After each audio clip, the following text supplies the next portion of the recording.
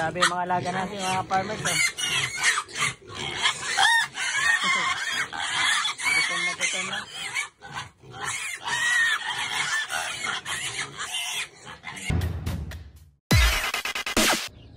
Dagdagan natin yung servings natin, mga ka-farmers. Bali, kahapon kasi nagpakain tayo ng 1.3 since kulang. At base sa ating pag-check sa kanilang mga dumi is normal naman.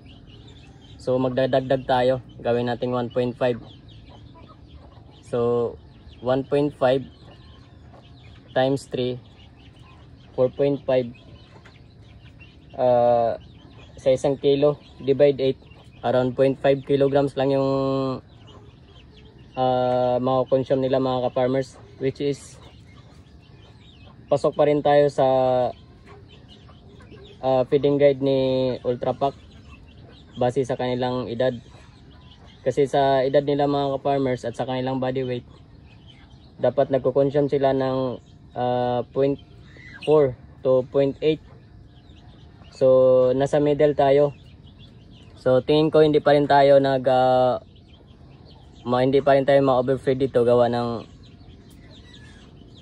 kung babasehan natin yung mga ng bigat ng katawan nila, pasok pa rin tayo, mga ka-farmers. So kayang-kaya pa lang i-digest ito. But observe pa rin tayo if in case na magka-problema tayo dito, magbasa yung dumi nila. So bawas naman tayo ulit. Ganun lang yung ginagawa natin, mga ka-farmers. Kaya every time na nagpapakain tayo, kinikilo talaga natin para alam natin kung magkano yung i-adjust kung sakaling magdagdag bawas tayo. So okay, mga ka-farmers, at ibabad na natin to para mapakain na natin sila.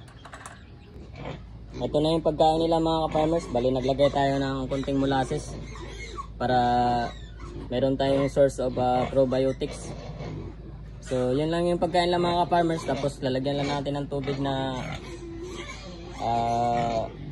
may Bitrasin Gold. Yun, ibabad natin para lumambot yung pagkain nila.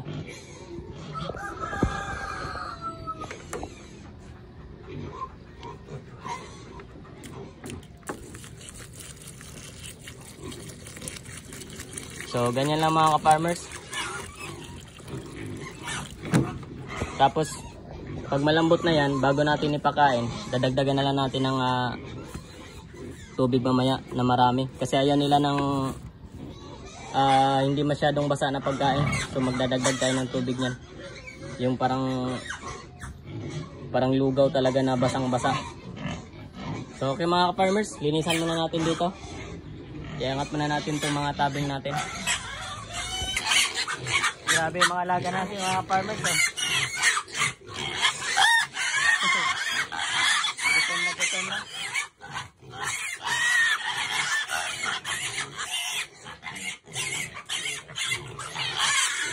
Gutom na to, mga ka-farmers. Nangangagat na.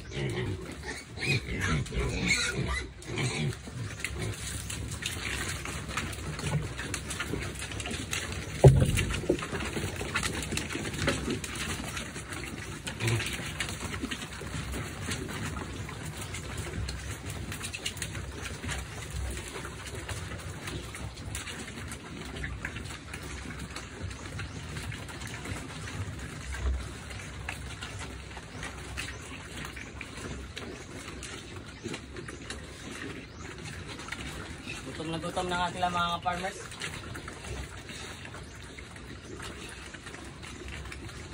So 1.5 na tong pinakain natin mga farmers. Titingnan natin kung kaya nilang ubusin.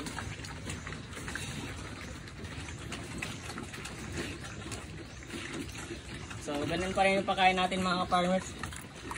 Yung basang-basa. Kasi ito yung gustong-gusto nila na pagkain. Sinisip-sip lang kasi nila.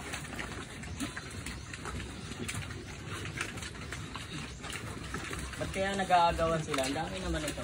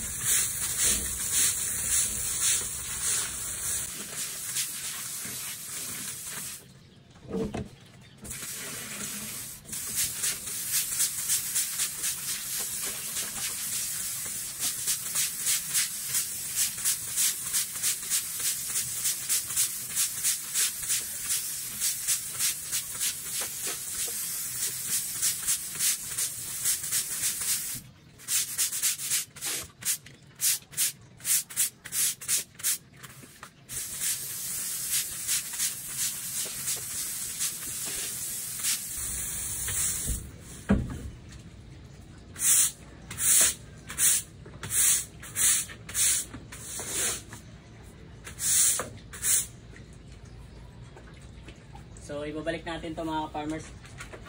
Itong rice hull na tuyo. Ilalagyan natin dito. Para wala na silang masip-sip na tubig. Yung pinaglinisan natin.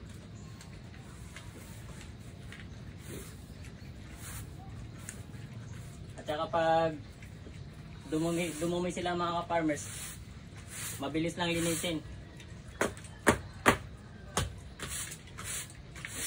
Kaya hindi tayo gumagamit ng tubig pag naglilinis tayo, pag tinatanggal natin yung dumi nila. Kasi mabilis lang siyang walisin, gawa ng nasa ibabaw siya ng rice hull.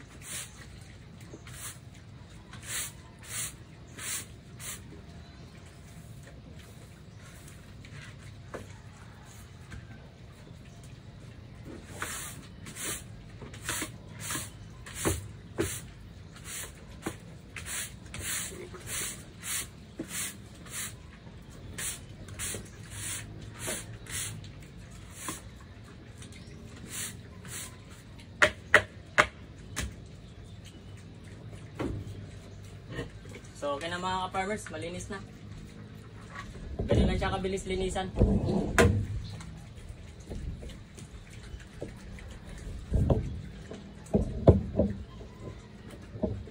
So kahit mag-isang buwan na itong mga bake natin dito mga ka-farmers, wala pa rin amoy dito. Hindi siya yung malansa.